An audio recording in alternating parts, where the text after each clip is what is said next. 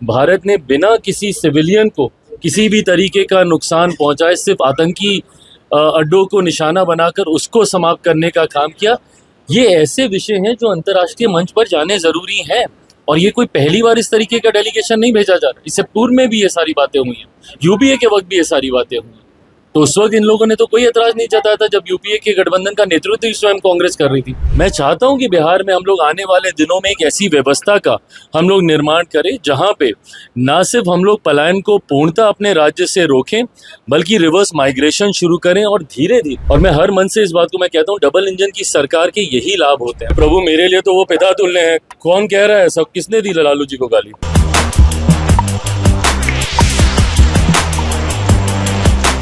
ये जो डेलीगेशन जा रही है, बात हुई है, तो शिवसेना के लोग बोलते हैं तो बारात पार्टी है, इसकी कोई जरूरत हमको नहीं है। कांग्रेस मोदी के मिसयूज कर रहे हैं चुनाव, इसलिए इसका ऐसा कर रहे हैं। देखिए, आपको जितना विवाद करना है, जितने राजनीतिक मतभेद हैं, जितने राष्ट्रीय विषय हैं, उस पर कीजिए ना, पर ऐसे विषय जहाँ पे दुनिया आपको देख रही है, हमारे देश की, भारत की कैसी छवि आप दे रहे हैं, और इसका कारण क्या मेरी समझ के परे है।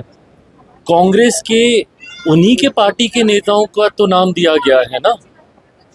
अब कौन कांग्रेस में है और कौन कांग्रेस का है, अगर आपको इतना ही संदेह अपनी ही पार्टी के लोगों पर है, तो फिर उनको पार्टी में आप लोग रखते क्यों हैं? और जब अंतर्राष्ट्रीय विषयों पर आप इस तरीके से विवाद खड़ा कीजिएगा, तो भारत की किस तरीके की छवि इंटरनेशनल प्लेटफॉर्म पे आप दे रहे हैं? शिवसेना से भी जो उद्धव ग्रुप है, उनकी पार्टी के जिस सदस्य का नाम दिया गया है, उनको तो रोज चैनल पे ये कहते हैं कि जाइए पार्टी का पक्ष रखिए, और उसके बाद आपको उस नाम पे विवाद हो रहा है।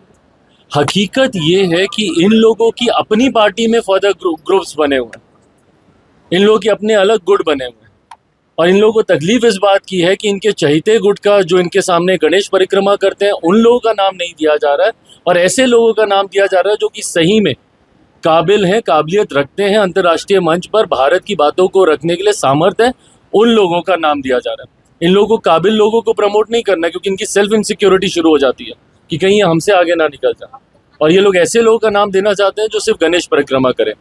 आज की तारीख में जब दुनिया आपको देख रही है, और एक इतना बड़ा विषय भारत के ऊपर जिस तरीके से ये आतंकी हमला हुआ, भारत ने जिस तरीके से मुंह तोड़ जवाब देने का काम किया, ऑपरेशन सिंदूर के माध्यम से जिस तरीके से भारत ने बिना किसी सिविलियन को किसी भी तरीके का नुकसान पहुंचाए सिर्फ आतंकी अड्डों को निशाना बनाकर उसको समाप्त करने का काम किया, ये ऐसे विषय हैं जो अंतर्राष्ट्रीय मंच पर जाने ज़रूरी हैं, और ये कोई पहली बार इस तरीके का डेलीगेशन नहीं भेजा जा रहा। इससे पूर्व में भी ये सारी बातें हुई हैं, यूपीए के वक्त भी ये सारी बातें हुई हैं।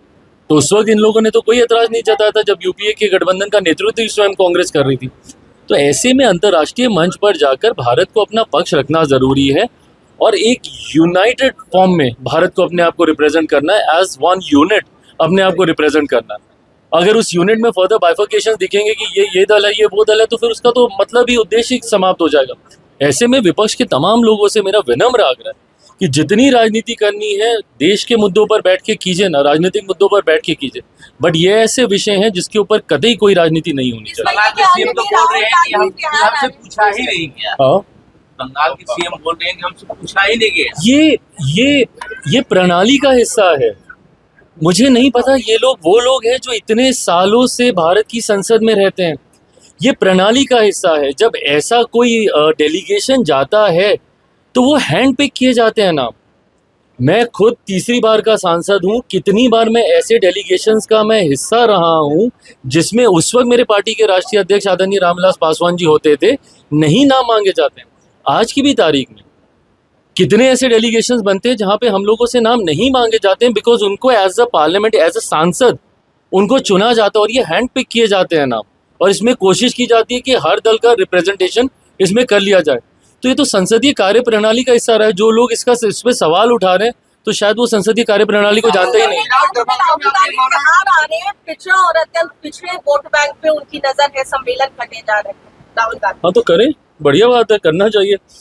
एक लंबे समय के बाद राहुल जी को बिहार की याद आ रही है, अच्छी बात है। ये वही प्रदेश है जिसका नेतृत्व उनकी पार्टी ने, उनके पार्टी के मुख्यमंत्रियों ने लंबे समय तक किया। और आज जब वो आके लोगों को विश्वास दिलाना चाहेंगे कि हम बिहार का विकास करेंगे, तो ज़रूर उनकी ऊपर भी कई उंगलियां उठेंगी कि लंबे समय तक आज़ादी के बाद से निरंतरता में एक लंबा दौर रहा दशकों का, जहां पे कांग्रेस की ही सरकारें थी, कांग्रेस के ही मुख्यमंत्री थे। तो उस वक्त क्या हुआ इन समाजों का, उस वक्त क्या हुआ बिहार के विकास का? तो जो कार्य आप उस वक्त नहीं कर पाए, आज आपको वो करने का प्रयास आप कर रहे हैं, अच्छी बात है, जरूर प्रयास कीजिए। दरभंगा में आपने माना कि बिहार में पलायन है, अमूमन इस तरीके के सत्ता पक्ष के नेता कबूल करते नहीं, तो क्या ये माना जाए कि बिहार में पलायन तभी रुकेगा जब बिहार फर्स्ट, बिहारी फर्स्ट पूर्ण रूप से लागू होगा, और तब होगा जब आप सीएम बनेंगे? देखिए, पलायन की चिंता ना सिर्फ मुझे, मेरे मुख्यमंत्री नीतीश कुमार जी को भी हमेशा से रही है, और उन्होंने भी कई बार कई मंचों से इस बात को कहा है कि उनका भी ये सपना है कि पलायन पूर्णतः हमारे राज्य से रुके। और बल्कि मैं तो इसमें ऐड करके बोलता हूँ कि मैं तो रिवर्स माइग्रेशन चाहता हूँ। मैं तो चाहता हूँ कि बिहार में ऐसी व्यवस्था बने, जो लोग बिहार से बाहर चले गए थे 90 के उस दशक में, जंगल राज के उस दौर में, जो वापस अपने राज्य वापस नहीं लौट कर आ पाए हैं, जिनकी पीढ़ियां बीत गई हैं दूसरे राज्यों में, और जो आना चाहते हैं। मैं चाहता हूं कि बिहार में हम लोग आने वाले दिनों में एक ऐसी व्यवस्था का हम लोग निर्माण करें, जहां पे ना सिर्फ हम लोग पलायन को पूर्णतः अपने राज्य से रोकें, बल्कि रिवर्स माइग्रेशन शुरू करें, और धीरे धीरे, और मैं हर मन से इस बात को मैं कहता हूं, डबल इंजन की सरकार के यही लाभ होते हैं। कल मैंने एक कार्यक्रम का आयोजन किया, आपने देखा, खाद्य प्रसंस्करण से जुड़ा हुआ इतना बड़ा कार्यक्रम। आज तक हम लोग जाते थे, बिहारी जाते थे दूसरे के दरवाजों पर अपना सामान लेकर कि भैया ले लीजिए, खरीद लीजिए। कल 22 देशों के 75 से ज़्यादा डेलीगेशन यहाँ पर आए हैं, बायर्स यहाँ पर आए हैं खरीदने, जिसमें राज्य सरकार की एक अहम भूमिका है, केंद्र सरकार की एक अहम भूमिका है। हम दोनों ने मिलकर हैंड एंड ग्लव्स की तरह काम किया, तब हम इस व्यवस्था को दे पाए, जहाँ पे आज आप चले जाइए, कल जितने भी एग्जीबिटर्स बिहार के थे, जो बिहार के अलग अलग गांव से आए हुए थे, हर एक के पास दुबई में कम से कम, यूएई में कम से कम 4 नाम होंगे, यूरोपियन कंट्रीज में उनके पास 5 नाम होंगे कि कौन कौन बायर है।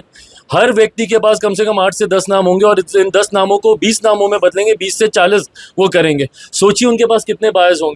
वो धीरे धीरे अपनी कैपेसिटी, अपने पोटेंशियल को वो कितना बढ़ा सकते हैं when it comes to selling the product. तो ये दोनों सरकारों से मिलकर ही ये संभव हुआ है।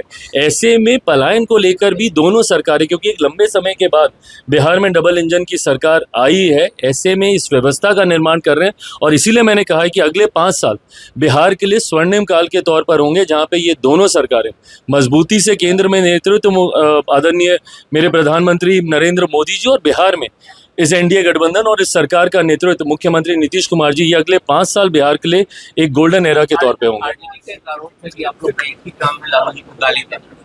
अरे प्रभु, मेरे लिए तो वो पिता तुल्य हैं। कौन कह रहा है सब? किसने दी लालू जी को गाली? कतई नहीं, कतई नहीं। देखिए, आपकी नीतियों से, आपकी कार्यशैली से जरूर एतराज हो सकता है, और अगर किसी ने दिए तो सबसे पहला व्यक्ति मैं खड़ा होऊंगा अगर लालू जी के बारे में किसी ने कोई इस तरीके की टिप्पणी की।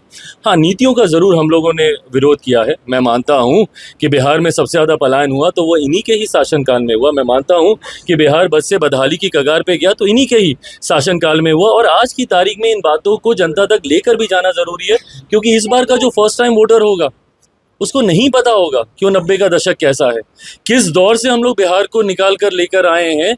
इन बात की जानकारी शायद आज के यंगस्टर्स को नहीं होगी, जो कि 20 साल, 22 साल, 25 साल के हैं। ऐसे में ये बातें भी उन तक पहुंचनी ज़रूरी है, और इसी सोच के साथ अगर इन बातों को किसी मंच पे रखा जाता है तो कतई उनको गाली नहीं दी जाती। और अगर किसी ने कभी, भगवान ना करे, अगर कुछ भी अपशब्द का इस्तेमाल किया तो सबसे पहले मैं उनके लिए खड़ा रहूँगा।